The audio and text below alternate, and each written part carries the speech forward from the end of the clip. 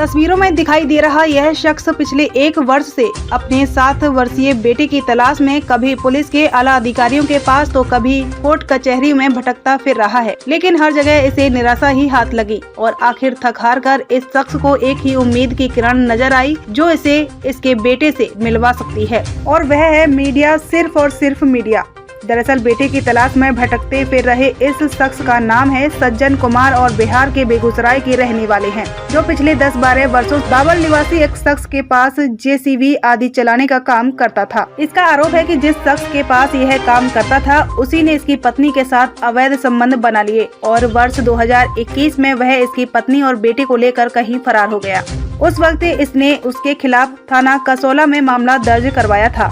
तत्कालीन डीएसपी राजेश चेची ने इसकी काफी मदद की और हिरासत में लेकर कोर्ट में भी पेश किया, लेकिन उसके बावजूद कैसे उस शख्स की जमानत हुई, कैसे और कहां यह इसकी पत्नी व बेटे को ले गया, यह नहीं जानता और न ही अब इसे पुलिस से कोई मदद मिल रही है। अब दोबारा इसकी शिकायत पर पुलिस ने आरोपी का सर्च वारंट तो जारी कर दिया है, लेकिन 11 महीने बीत जाने के बाद भी न तो इसकी पत्नी व बेटे का पता चला और न ही आरोपी पुलिस को मिला। इसकी 2 छोटी बेटियां भी हैं जो इसके पास ही रहती हैं, लेकिन बिना मां के इनकी परवरिश भी संभव नहीं।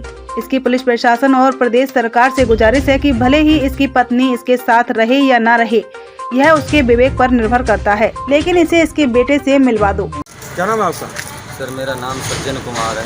सज्जन जी, क्या है पूरा मामला आपका?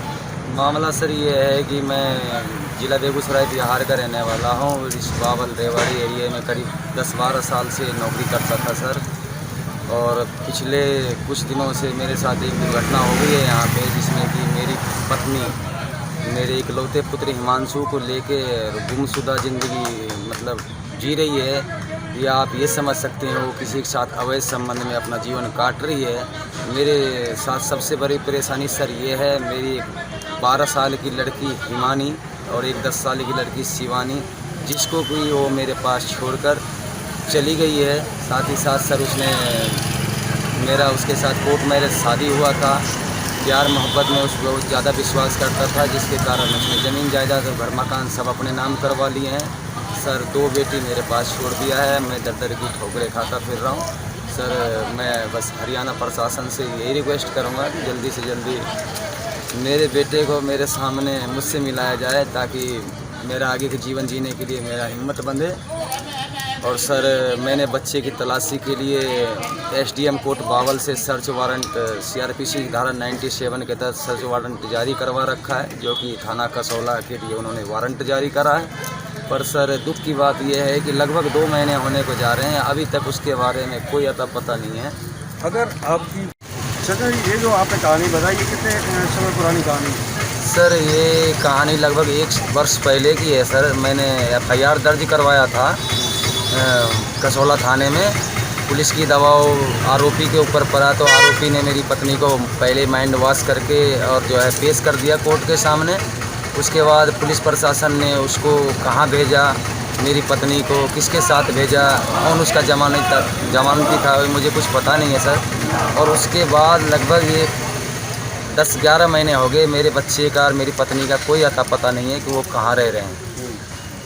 फिलहाल मैंने सर जो है फिर दोबारा बच्चे के लिए सर्च वारंट जारी करवाया है कसौला थाना के नाम से ही, लेकिन पुलिस सर अभी तक 2 महीने से वारंट जारी होने के बाद भी बच्चे की तलाश नहीं कर पाई है। और मुझे जहाँ तक अभी भी उम्मीद है कि वही आरोपी मेरे बच्चों को कहीं छुपा के रख रखा है, क्योंकि आरोपी के पास से फर्जी सिम भी मिले, जिस पे कि पुलिस ने 420 का मुकदमा भी लगा रखा है। उसने मेरी पत्नी को भी एक फर्जी सिम दे रखा था बात करने के लिए। सर आरोपी बहुत शातिर है और लोकल होने की वजह से उसकी सपोर्ट भी मिल रहा है। मैं सर प्रदेशी आदमी हूँ, पुलिस प्रशासन से रिक्वेस्ट करता हूँ, हरियाणा सरकार से भी रिक्वेस्ट करता हूँ कि सर मेरे मामले की सही जांच करवा के प्लीज़ मुझे मेरे बच्चे से मिलवाया जाए, ताकि मेरे आगे के जीवन में अपने बच्चों के साथ गुजार सकूँ। अब डीएसपी राजेश चेची से मिले, उन्होंने क्या आश्वासन दिया? सर डीएसपी राजेश चेची साहब, मुझे प्रदेश में एक ऐसे पुलिस ऑफिसर मिले जिनसे मुझे काफ़ी उम्मीद थी, और उन्होंने बहुत हेल्प करा, और उनकी हेल्प की वजह से ही मैं अब तक हिम्मत के साथ जी रहा था।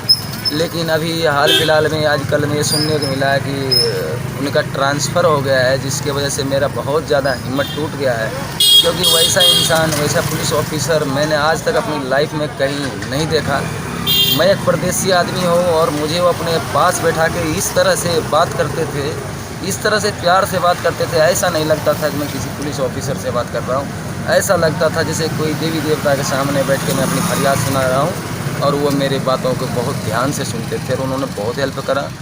और शायद अगर वो कुछ दिन और रह जाते बावल डीएसपी पद पे तो मेरा बच्चा बहुत जल्दी मेरे सामने आ सकता था।